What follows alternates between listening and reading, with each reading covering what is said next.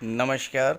ज्योतिष शास्त्र में श्रद्धा और विश्वास रखने वाले सभी जातकों का पारलौकिक जगत चैनल में बहुत बहुत स्वागत है। आज के इस वीडियो में हम बात करेंगे मेष राशि के जातकों के लिए वर्ष 2022 में कौन सा समय सर्वश्रेष्ठ रहेगा।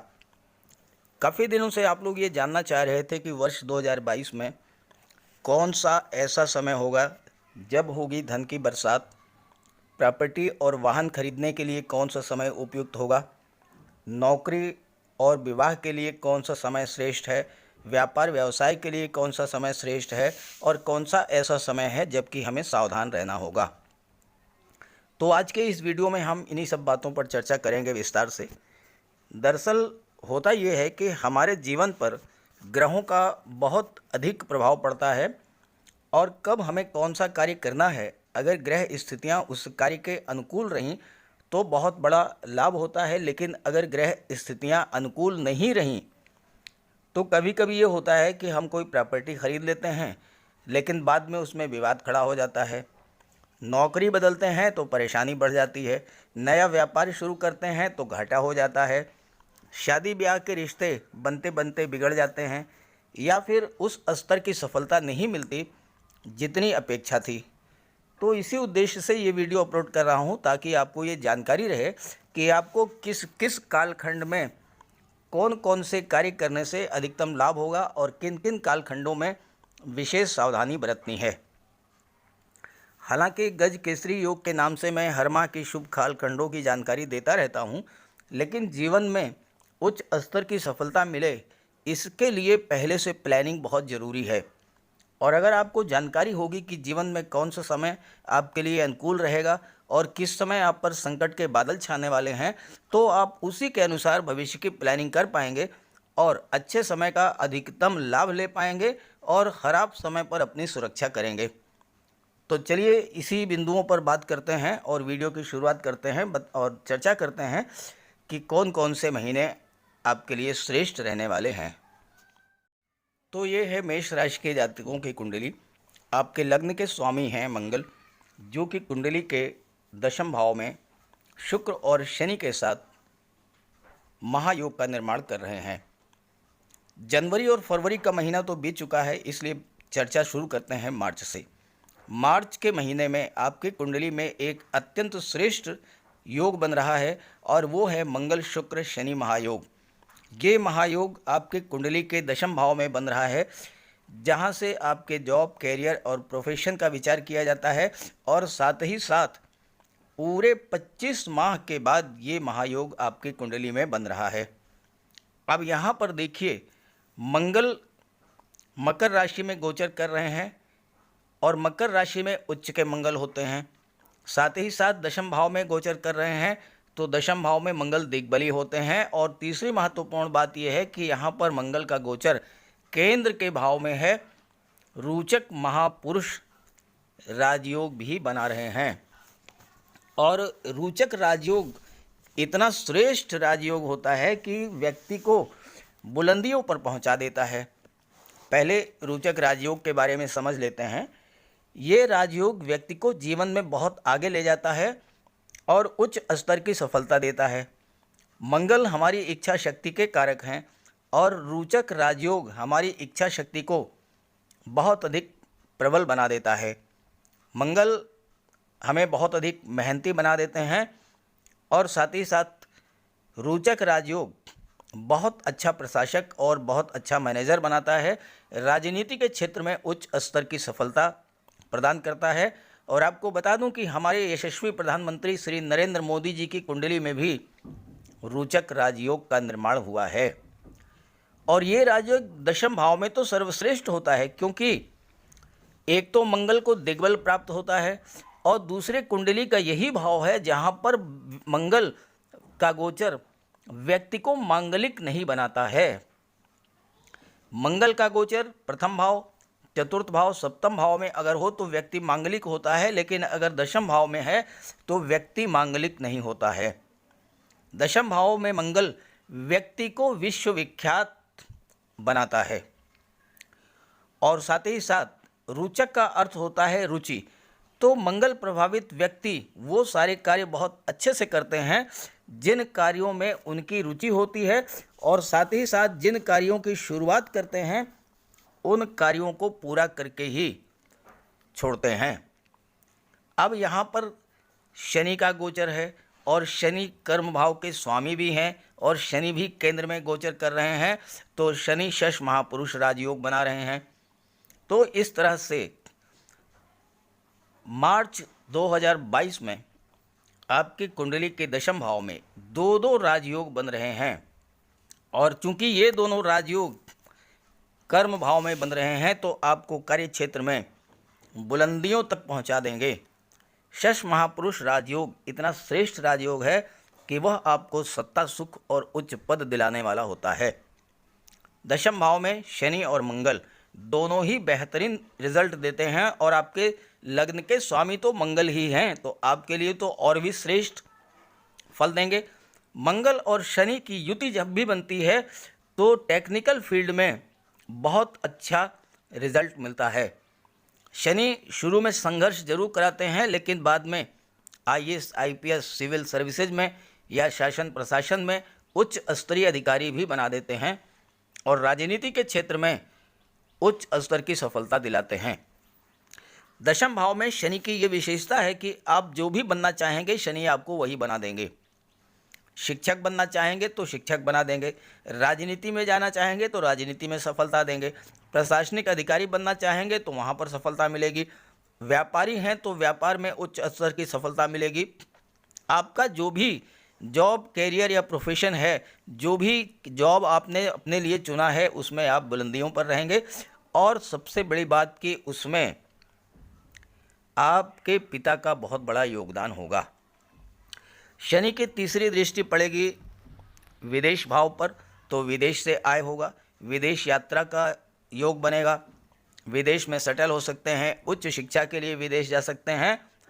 हालांकि माता के स्वास्थ्य को लेकर के चिंता रहेगी क्योंकि मंगल और शनि दोनों की दृष्टि चतुर्थ भाव पर पड़ेगी। नौकरी बदलना चाहते हैं तो बेहतर समय है और नौकरी में हैं तो आपको प्रमोशन और उच्च पद प्राप्त होगा। मंगल यहाँ दिग्बली हैं तो आपके पराक्रम, साहस और शौर्य में अभूतपूर्व वृद्धि करेंगे। आपके अंदर कार्य करने की असीम ऊर्जा का संचार होगा। बड़ा से बड़ा कार्य हो आप उसे अपने साहस, पराक्रम से पूरा करेंगे। और व्यापार में कहा जाता है कि नो रिस्क नो गेन, तो आप बड़ा से बड़ा रिस्क लेने का साहस करेंगे और आप उसमें लाभ प्राप्त करेंगे। मंगल सेनापति होते हैं और आप कार्य क्षेत्र में किसी का दबाव बर्दाश्त नहीं करेंगे। बड़े बड़े सैन्य अधिकारी, देश की रक्षा करने वाले जाबाज सैनिक, जल थल नभ में दुश्मनों से रक्षा करने वाले सैन्य अधिकारी, आंतरिक सुरक्षा को संभालने वाले पुलिस ऑफिसर, ये सभी दिग्बली मंगल के कारण बड़ा से बड़ा मोर्चा फतेह करते हैं। और साथ ही साथ अगर आप चिकित्सा जगत में हैं, चिकित्सा क्षेत्र में हैं, तो वहाँ पर भी उच्च स्तर की सफलता मिलेगी। साथ ही साथ यहाँ पर शुक्र का भी गोचर है और शुक्र मकर राशि में कारक होते हैं, तो शुक्र आपको कला के क्षेत्र में बहुत बड़ी उपलब्धियां हासिल करेंगे। अगर आप संगीत, नृत्य, अभिनय, नाटक या लेखन, अभिनय या सोशल मीडिया, पत्रकारिता, ड्राइंग, पेंटिंग, मूर्तिकला, शिल्पकला, इन सब क्षेत्रों से जुड़े हुए हैं तो शुक्र आपको बहुत बड़ा लाभ देने वाले हैं यहाँ पर। और साथ ही साथ शुक्र सौंदर्य के भी कारक हैं, तो जो जातक श्रृंगार प्रसाधन, cosmetic, designer dresses, fashion designing, ornaments, makeup, श्रृंगार की वस्तुओं का व्यापार व्यवसाय करते हैं तो उनके लिए भी मार्च का महीना बहुत श्रेष्ठ रहेगा। और शुक्र चूंकि सप्तम भाव के स्वामी हैं तो मार्च में आपके विवाह के भी योग बनेंगे और शुक्र धन भाव के भी स्वामी हैं तो धन की बचत का भी बहुत बड़ा योग बन रहा है। और अगर आप महिला हैं तो आपका ज्वेलरी बॉक्स नए नए ऑर्नामेंट्स से परिपूर्ण करेंगे शुक्र। अब अप्रैल की बात कर लेते हैं। अप्रैल का महीना मेष राशि के जातकों के जीवन में बहुत बड़ा सकारात्मक परिवर्तन लेकर के आ रहा है क्योंकि 4 बड़े ग्रह राशि परिवर्तन करेंगे। 12 अप्रैल को राहु और केतु राशि परिवर्तन करेंगे और 12 अप्रैल को राहु आपकी ही राशि में लग्न भाव में गोचर करेंगे और केतु सप्तम भाव में गोचर करेंगे तुला राशि में। शनि भी राशि परिवर्तन करेंगे और 29 अप्रैल को कुंभ राशि में गोचर करेंगे और आपके कुंडली के लाभ भाव में स्थित होंगे। देवगुरु राशि परिवर्तन करेंगे 13 अप्रैल को और विदेश भाव में गोचर करेंगे पूरे वर्ष तक। राहु का गोचर आपके लग्न भाव में हो रहा है, आपकी राशि में ही हो रहा है, तो आपको अत्यंत श्रेष्ठ फल देंगे। राहु आकस्मिकता के कारक होते हैं और साथ ही साथ राहु अचानक से बहुत बड़ा लाभ भी प्रदान करते हैं और राहु एक्सट्रीम को शो करते हैं। कहने का तात्पर्य यह है कि चूंकि राहु की दृष्टि सप्तम दृष्टि पड़ रही है 7वें भाव पर, व्यापार के भाव पर, और नवम दृष्टि पड़ रही है भाग्य के भाव पर, तो ऐसी स्थिति में राहु व्यापार के क्षेत्र में अचानक से बहुत बड़ा उछाल ला देंगे। आपको अपने व्यापार व्यवसाय में राहु के प्रभाव से बहुत बड़ी उन्नति देखने को मिलेगी और भाग्य का भी आपको पूरा सपोर्ट मिलेगा। जहाँ तक केतु की बात है, केतु जो है केंद्र के भाव में गोचर कर रहे हैं, राहु भी केंद्र के भाव में गोचर कर रहे हैं, और जब ये दोनों ग्रह केंद्र के भाव में गोचर करते हैं तो अपना सर्वश्रेष्ठ फल देते हैं। और यहाँ जो महत्वपूर्ण बात यह है वो ये है कि केतु की दृष्टि देखिए 1 2 3 4 5 पंचम दृष्टि पड़ेगी लाभ के भाव पर। केतु अगर शुभ भाव में गोचर करें और शुभ भाव पर दृष्टि डालें तो इतना बड़ा लाभ देते हैं जितना कोई दूसरा ग्रह दे नहीं सकता। और केतु 12 अप्रैल के बाद पूरे वर्ष भर आपकी कुंडली के लाभ भाव पर दृष्टि डालेंगे तो आपको हर तरह का लाभ दिला देंगे। धन का लाभ तो दिलाएंगे ही, अचानक से धन लाभ आपको होगा, लॉटरी, शेयर या किसी प्रॉपर्टी से या किसी अन्य साधन से आपको अचानक से धन लाभ निश्चित रूप से होगा। आप नोट कर लीजिए, वर्ष 2022 में मोटा पैसा आपको मिलेगा राहु और केतु की कृपा से। मैंने बताया कि धन के लिए शुक्र और देवगुरु तो कारक होते ही है, लेकिन राहु केतु भी अगर शुभ भाव में गोचर करें तो बहुत बड़े कारक बनते हैं धन के।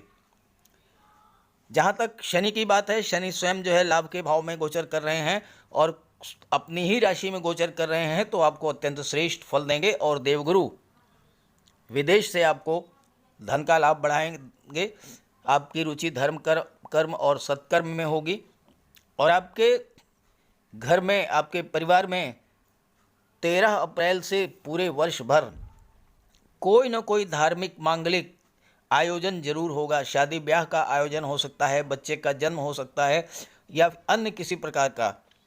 और शनि चूँकि वाहन के कारक होते हैं और लाभ के भाव में गोचर करेंगे तो वाहन क्रय करने का भी 29 अप्रैल के बाद योग बन रहा है। जहाँ तक भूमि भवन की बात है तो मंगल का गोचर है 10वें भाव में और दृष्टि है 4th भाव पर, तो मंगल आपको भूमि भवन का भी लाभ दिलाएंगे।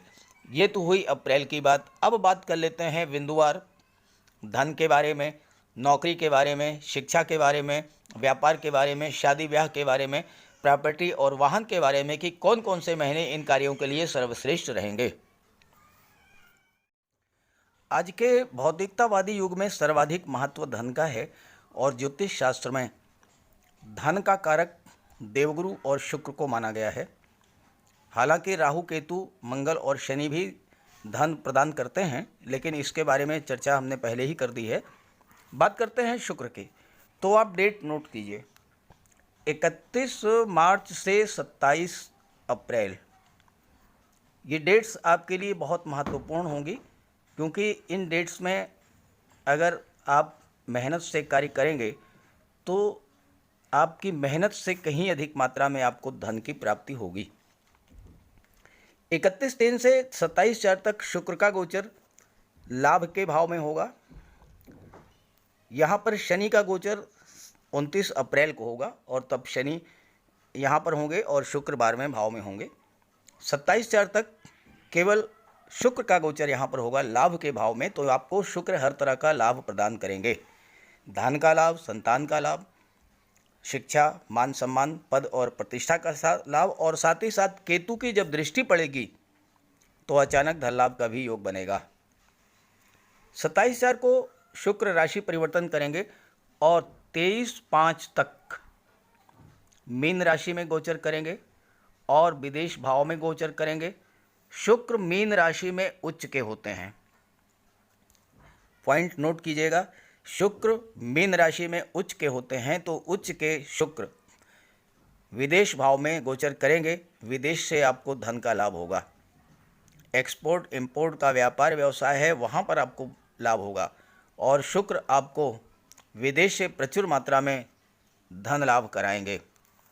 और इसके बाद 23/5 से और 18/6 तक शुक्र का गोचर आपके लग्न भाव में होगा। और लग्न भाव में गोचर करते हुए शुक्र आपको महाधनी बना देंगे।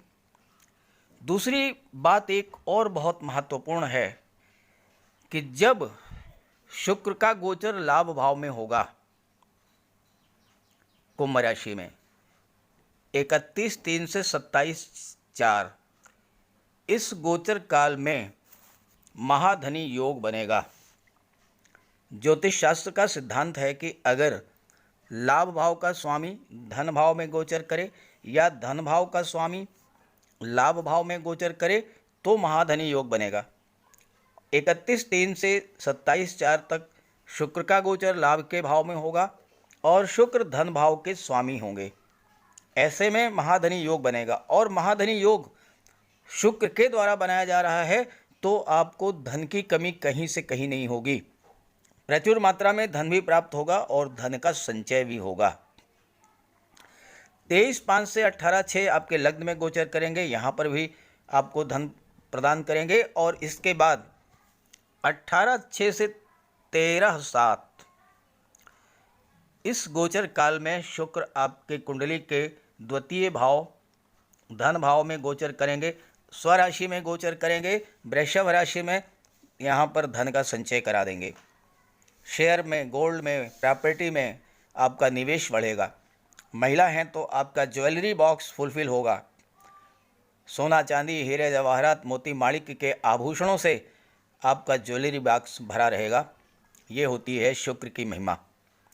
तो इस तरह से 31/3 से और 13 जुलाई का जो समय है, लगातार शुक्र का गोचर शुभ भाव में होता रहेगा और आपको शुक्र प्रचुर मात्रा में धन उपलब्ध कराते रहेंगे।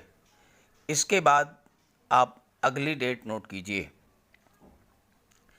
7 अगस्त से 31 अगस्त, 7 अगस्त से और 31 अगस्त शुक्र का गोचर कर्क राशि में होगा और शुक्र आपकी कुंडली के सुख भाव में गोचर करेंगे और यहाँ आपके सुखों में वृद्धि करेंगे। तो आपको धन की प्राप्ति कराएंगे, ज़मीन जायदाद प्रॉपर्टी की भी प्राप्ति करा देंगे।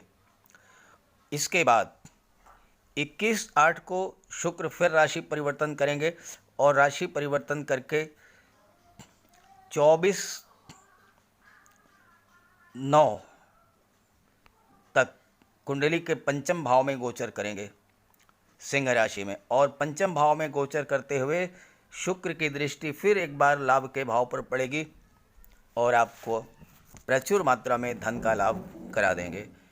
इसके बाद का जो कालखंड है उसमें शुक्र आपकी कुंडली में राजयोग का निर्माण करने जा रहे हैं।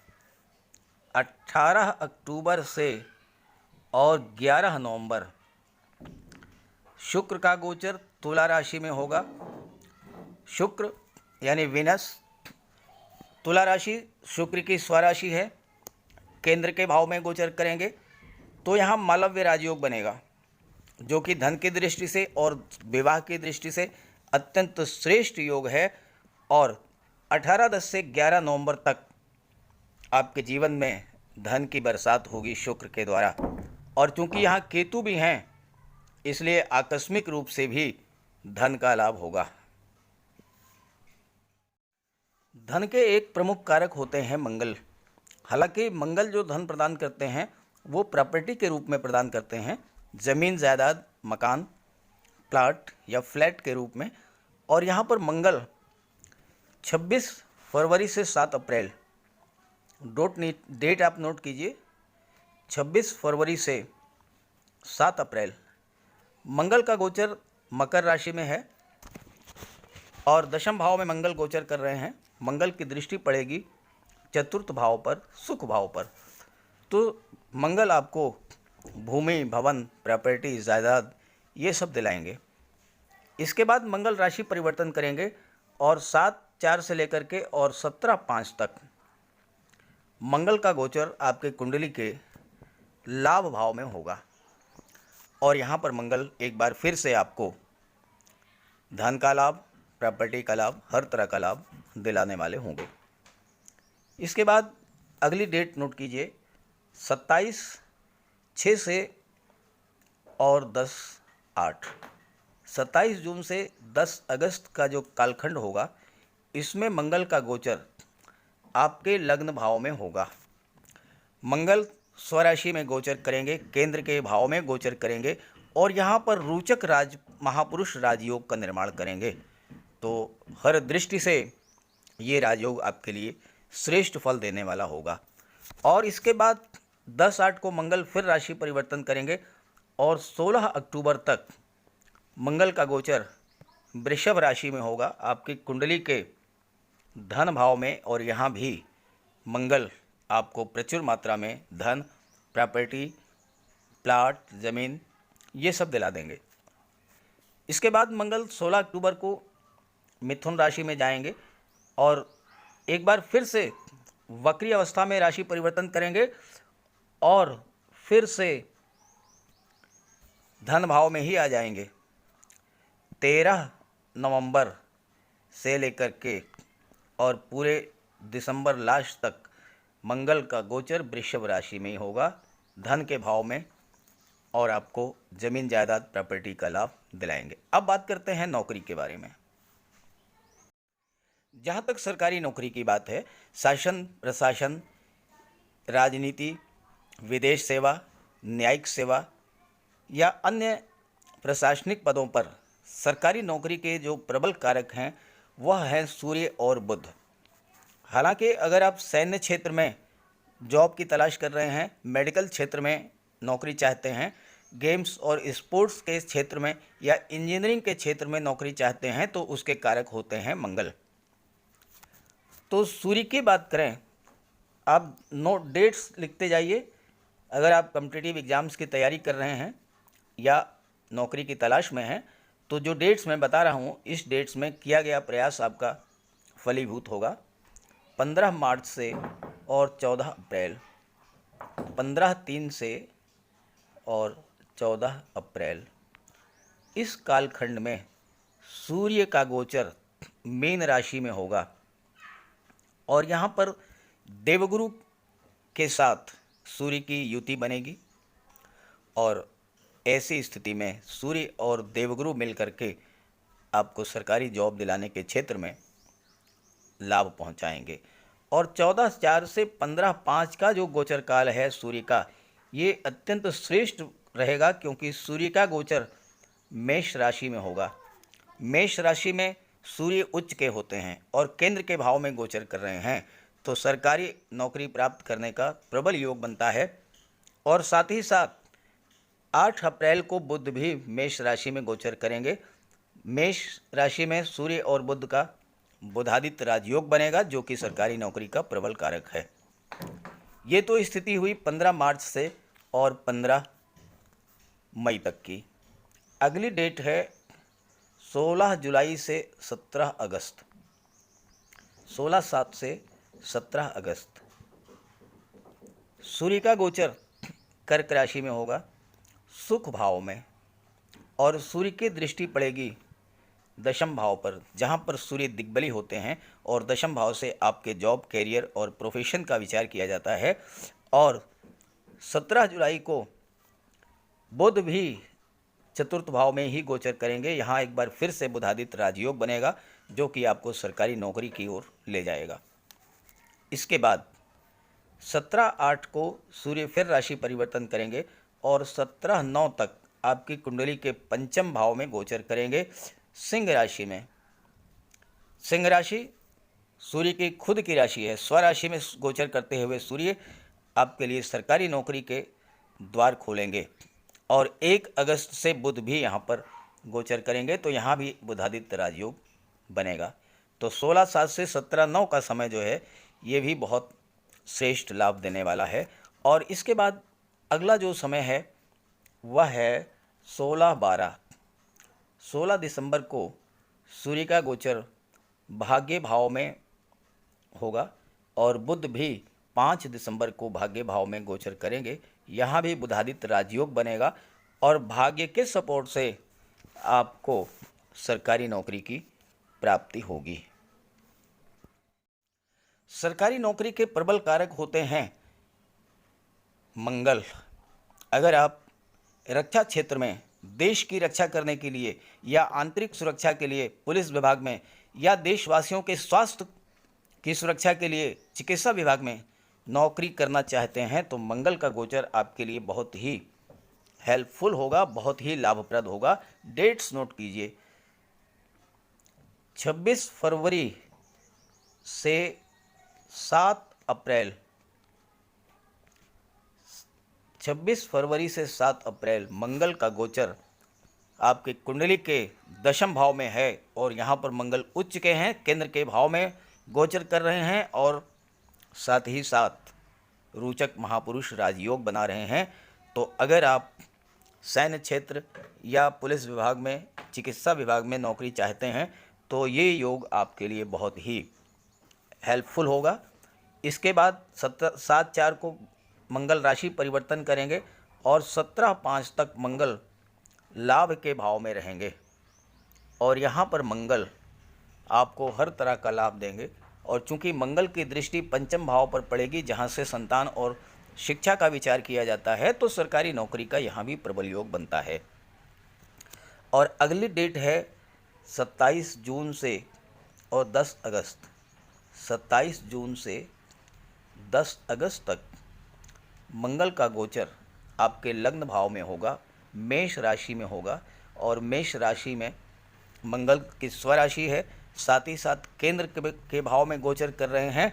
तो यहाँ भी मंगल रोचक महापुरुष राजयोग का निर्माण करेंगे और आपके लिए सरकारी नौकरी के द्वार खोलेंगे।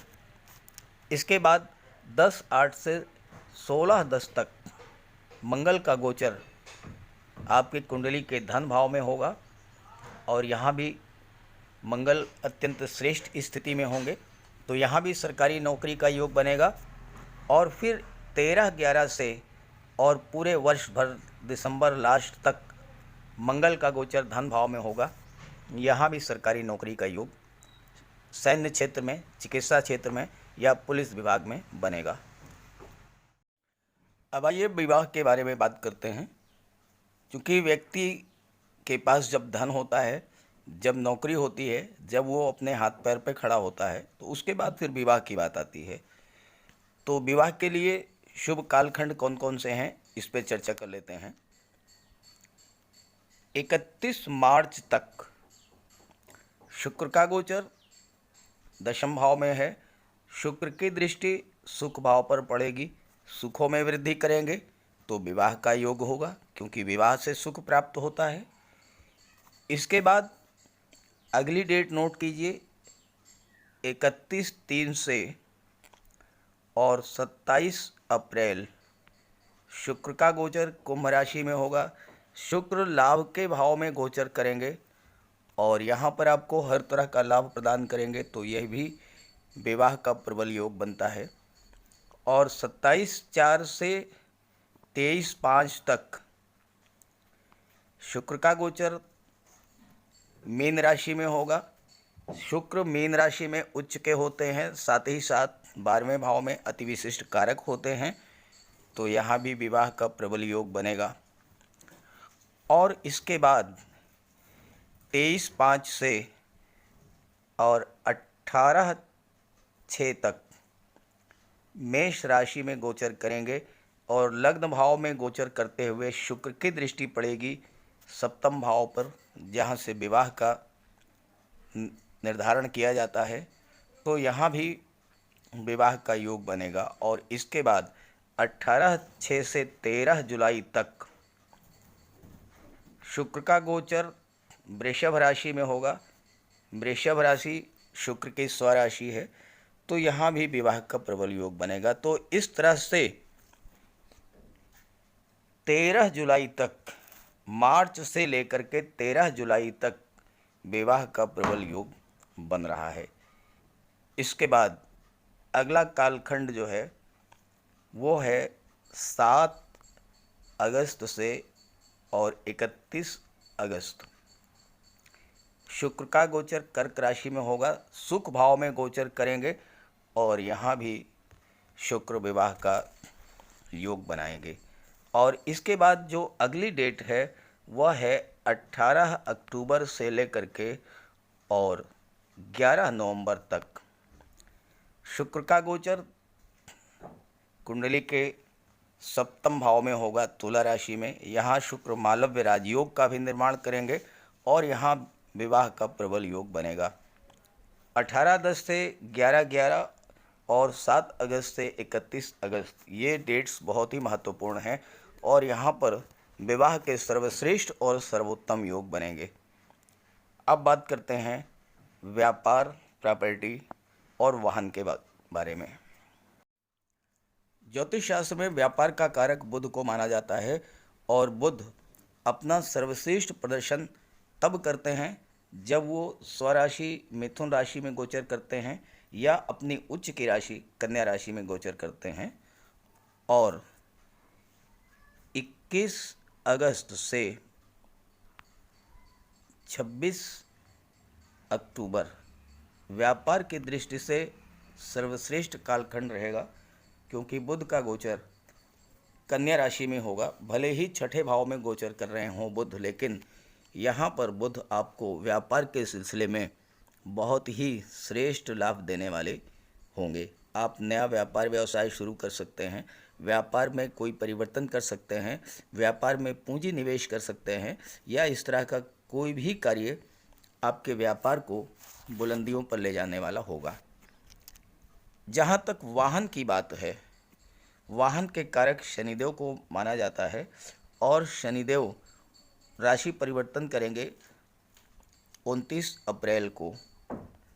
29 अप्रैल को शनिदेव राशि परिवर्तन करके कुंभ राशि में गोचर करेंगे आपकी कुंडली के लाभ भाव में और 29 अप्रैल से 12 जुलाई तक